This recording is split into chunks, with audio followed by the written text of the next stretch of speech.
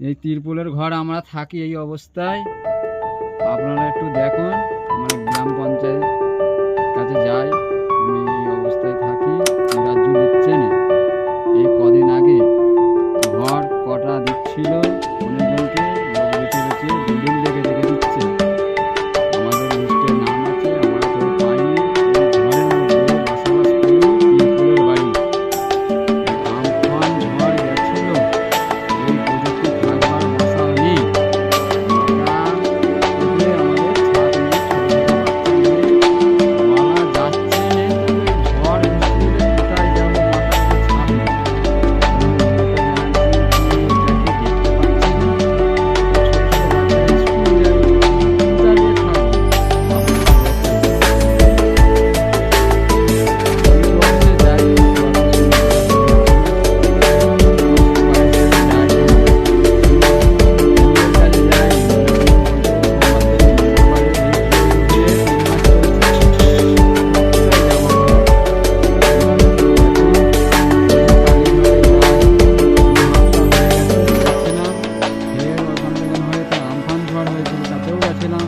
নবার যাওয়া হয়ে গেছিলো, প্রত্যেক হপ্তায় হপ্তায় যাই, নোটিশ পাঠানো হয়, কথাবার্তা সব কিছু বলা হয়।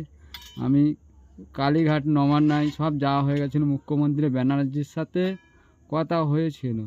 আপনারা একটু এটা শেয়ার করো, চারিদিকে ভাইরাল হয়ে যাবে, ছবিটা যেন ভাইরাল করার চেষ্টা করবেন। এটা দেখুন। নমস্কার।